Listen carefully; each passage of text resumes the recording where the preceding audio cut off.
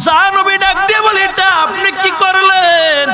কারণ ওয়ালটা আপনি ধাক্কা দিয়া সোজা কইরা দিলেন। এই বাড়িওয়ালাদের এত বারবার ডাকলাম কিন্তু খাবার দেয় নাই। আপনি যদি চাইতেন এর বিনিময় আপনি নিতে পারতেন, কেন আপনি ওয়ালটা সোজা কইরা দিলেন? খিজির ডাক দিয়া কয়, মুসা একবার দুইবার তিনবার হয়ে গেছে, আর সম্ভব না। তোমাকে বলেছিলাম আমাকে সুয়াল করতে পারবা না, যা কিছু দেখবা চুপ কইরা শুধু তাকাইয়া তাকাইয়া দেখবা, আমাকে কোনো কিছুর জন্য প্রশ্ন করতে পারবা না। ও মুসা, কেন প্রশ্ন করলাম? একবার মাফ করলাম, দুইবার তোমাকে ক্ষমা করলাম, তিনবার যেহেতু হয়ে গেল আর তোমার সঙ্গে সফর করা যাবে না। এর মুসা, তবে শুনো, এখন তুমি বিদায় হয়ে যাইবা, তবে কেন আমি নৌকার কাঠটা ভাঙলাম জানো? আগে এই তিনটা জিনিসের সংবাদ শুইনা নাও। মুসা নবী ডাক দেয়া বলে, একটু বলে দেন। খিজির ডাক দেয়া বলে, মুসা কেন আমি নৌকার কাঠটা কেন ভাঙা দিলাম জানো? ওদিক থেকে জালেম বাদশার লোকগুলো নদীর ওই পারে দাঁড়ানো, আর জালেম বাদশা অর্ডার করলো, যদি কোনো ভালো নৌকা পাও, যেই নৌকার মধ্যে কোনো ত্রুটি নাই, এমন নিখুঁত নৌকা যদি পাও, ওই নৌকা তুমি আমি রাজ দরবারে হাজির করবা। এরে আল্লাহর বান্দা, ও মুসা, এই জন্য ওই নৌকার কাঠটা আমি ভেঙে দিলাম, কারণ এই নৌকার মাঝি বড় গরিব মানুষ, এই নৌকা চালাইয়া তার সংসারটা চালায়। এই নৌকা যদি জালেম বাদশা নিয়ে যায়, এই লোকটা বড় অসহায় হয়ে পড়ে যাবে। এই জন্য নৌকার একটা কাঠ আমি ভেঙে দিলাম। মুসা নবীটা কামটা তো ভালোই করছেন, খারাপ তো করেন না, ভালোই তো করছেন, বিপদ থেকে বাঁচাইছেন। তবে কেন ছোট্ট বাচ্চাটার গর্দান আলাদা করলেন? এই বাচ্চাটাকে কেন গর্দানটা আলাদা করে দিলেন? এই বাচ্চাটার কোনো গুনাহ ছিল না, এই বাচ্চাটা মাসুম বাচ্চা, কোনো অন্যায় করে নাই, তবে কেন তাকে কতল করলেন? মুসা শুনো, এই বাচ্চাটার মাও দুনিয়ায় বেঁচে নাই, বাবাও বেঁচে নাই। মা বাবা এমন ভালো কাম করেছেন, আল্লাহ তাআলা মা এবং বাবাকে দুজনকে জান্নাতের মেহমান বানাইয়া দিবেন। তবে এই সন্তান বড় হওয়ার পর অপকর্ম করবে, গুনাহ করবে, অন্যায় করবে। এই গুনাহ করার কারণে বাবা আবার জাহান্নামে চলে যাবে, মাও জাহান্নামে চলে যাবে। এই জন্য সন্তান তার গর্দান উড়াইয়া দিলাম, তার মা বাবাও জান্নাতি, আর এই সন্তানও পরকালে জান্নাতে চলে যাবে। এরে নবীর আশিক, তবে জাহান্নামের আগুনের তাপ কিন্তু কমানো হয় নাই রে ভাই। আল্লাহ ডাক দেয়া কই, ফেরেশতার দল, এই জাহান্নামের আগুন তাপ দিতে থাকো 1000 বছর পর্যন্ত। জাহান্নামের আগুন তাপ দেওয়া শুরু করলো। জাহান্নামের আগুন 1000 বছর তাপ দেওয়ার পর জাহান্নামের আগুনটা আস্তে আস্তে করে সাদা হয়ে গেল। আবার আল্লাহ ডাক দিয়ে কই, আরো 1000 বছর তাপ দাও, কারণ আমার বান্দা যারা দুনিয়ায় তাইকা নাফরমানি করেছে, এই আগুনের তাপে হবে না, আগুনটা আবার 1000 বছর পর্যন্ত তাপ দাও। আবার 1000 বছর পর্যন্ত তাপ দেওয়ার পর আগুনের রংটা লাল হয়ে গেল। আমার আল্লাহ ডাক দিয়ে বলে, এরে ফেরেশতার দল, ওই আগুনটা আরো 1000 বছর তাপ দাও। জাহান্নামের আগুন আরো 1000 বছর তাপ দেওয়া হলো।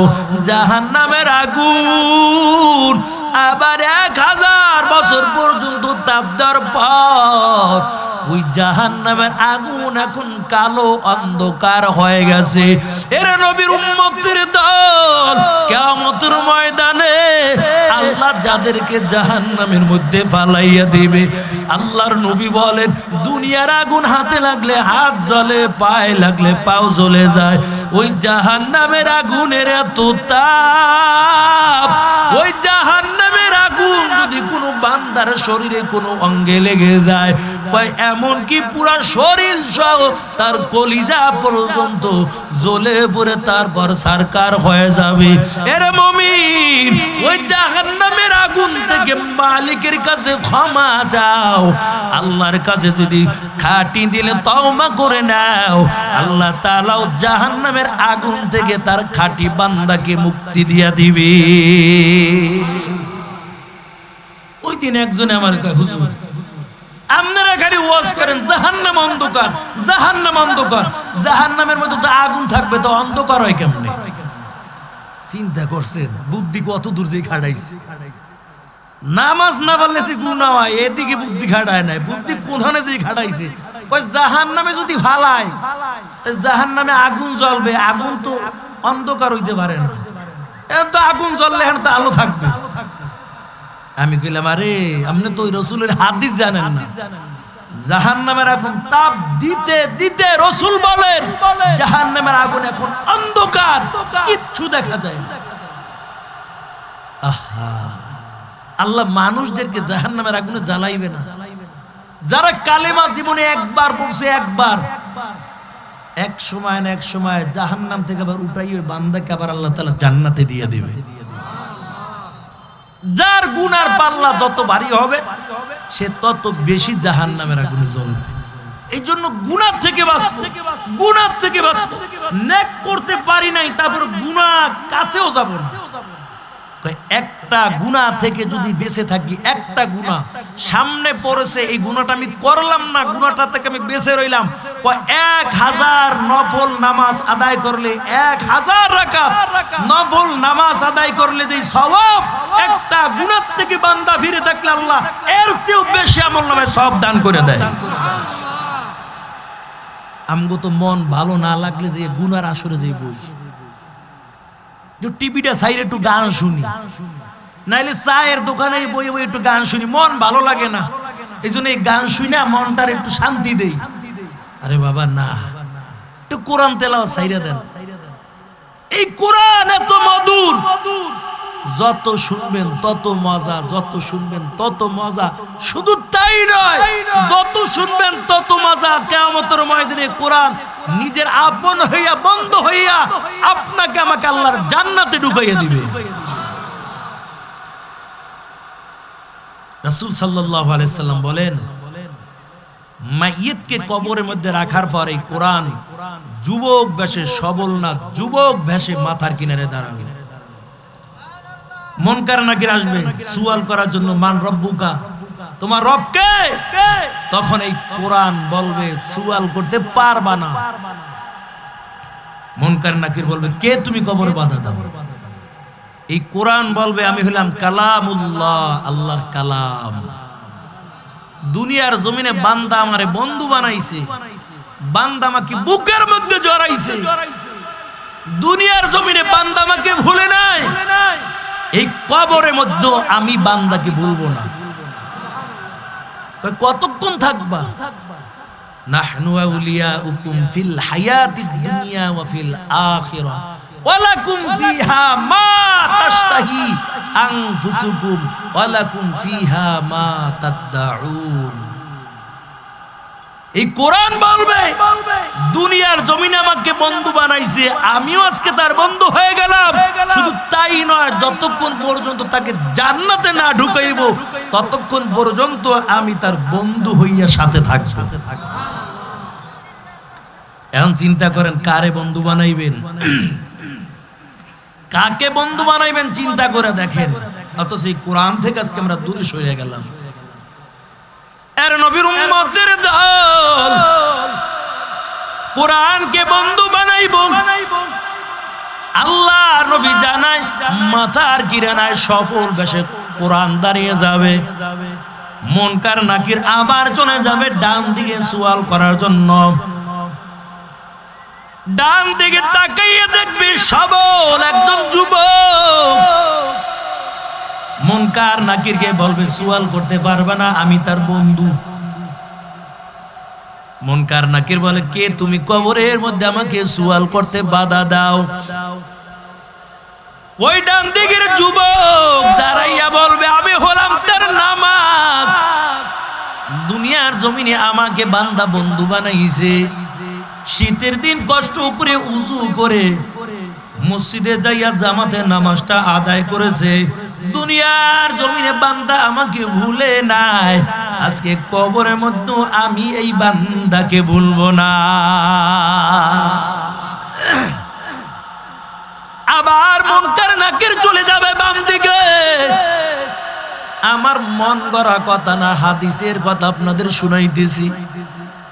এর নবীর উম্মতের দল আবার বাম দিকে যাওয়ার পর নজর দিয়ে দেখবে সবল একজন যুবক দাঁড়ানো। যুবক ডাক দিয়া কয়, মুনকার নাকির প্রশ্ন করতে পারবা না? কে তুমি কবরে বাধা দাও? বাম দিকের যুবক ডাক দিয়া বলবে, আমি হলাম তার রোজা। দুনিয়ার জমিনের মধ্যে বান্দা আমাকে ভুলে নাই, ইচ্ছা করলে খাবার খাইতে পারো তো, দুনিয়ার কোনো মানুষ দেখতো না। ইচ্ছা করলে বান্দা বন ভরে ভরে পানির পিপাসা মিটাইতে পারতো। কত ক্ষুধা, কত পানির পিপাসা, তার বড় বান্দা পানি পান করে নাই, কারণ দিলের মধ্যে আল্লাহর বড় ভয় ছিল। এ মুনকার নাকির, দুনিয়ার জমিনে বান্দা আমাকে ভুলে নাই, আমি রোজাও আজকে কমরের মধ্যেই বান্দাকে ভুলবো না। এই রমজান আইতেছে, কত মানুষের জন্য আবার গ্যাস্ট্রিকের মাসও কিন্তু। কি রে পর্দা দিয়ে খাও গা? আরে ভাই কোয়েন না, আমার গ্যাস্ট্রিক। গ্যাস্ট্রিক দেখে রোজা রাখতে পারে না। হ্যাঁ গ্যাস্ট্রিক, কারোর জন্য গ্যাস্ট্রিকের মাস এই আইতেস, আর কারো জন্য রহমত, নাজাত, বরকতের মাস। আবার কিছু দোকানদার আছে পর্দা দিয়ে তারপর কয়, কত বড় চোর, চিন্তা করছেন?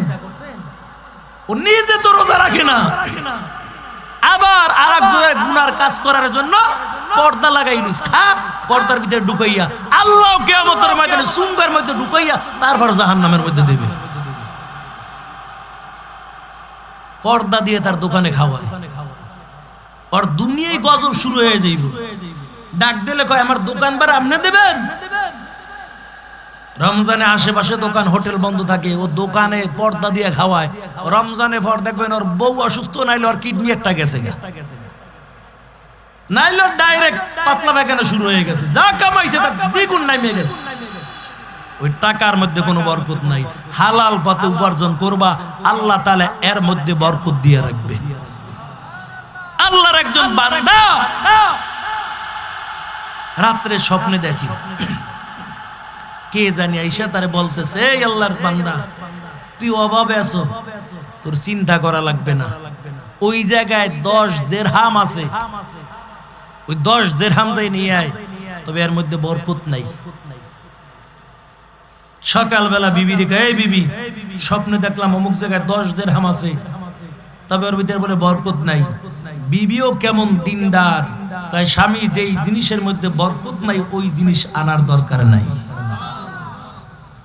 পরের রাতে আবার স্বপ্নে দেখতেছে, অমুক জায়গার মধ্যে তোমার জন্য 100 দিরহাম রাখা, 100 দিরহাম আনো, তবে এর মধ্যে বরকত নাই। আবার পরের দিন বিবি রেখায়, বিবি আজকে তো 100 দিরহাম দেখছি।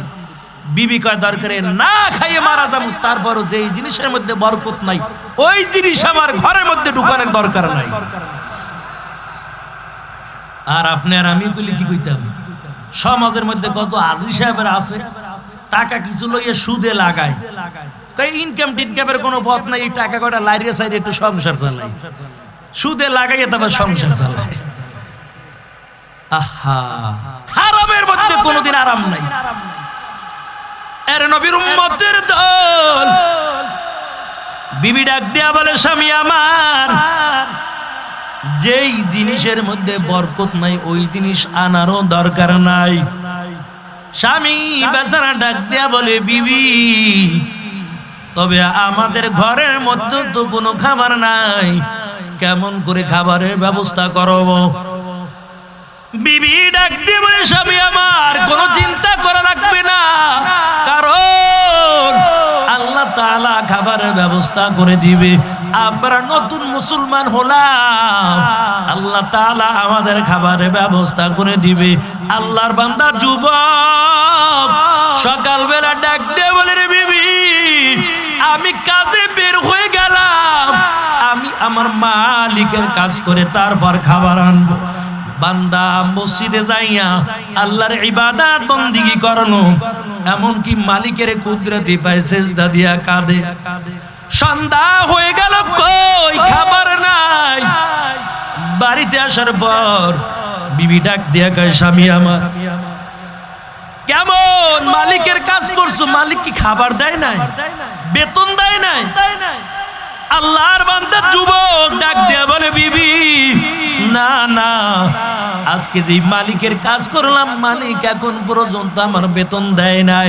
আবার দ্বিতীয় দিন চলে যায়, আবার আল্লাহর বান্দা আবার সিজদায় পড়ে কাঁদে, আল্লাহর ইবাদত বন্দেগী করে, কিন্তু আবার সন্ধ্যা বেলা বাড়ি হাজির হয়ে গেল।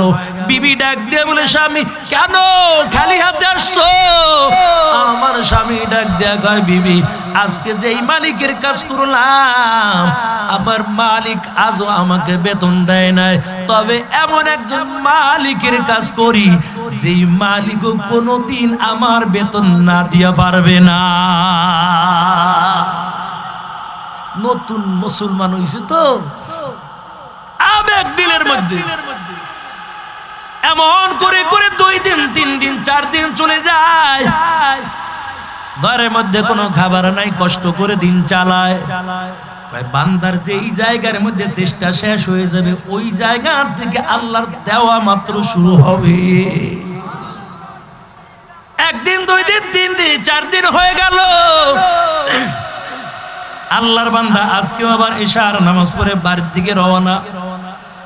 আজকে 4 দিনের দিন, আজকে আমার বিবিকে আমি যে কি বলবো।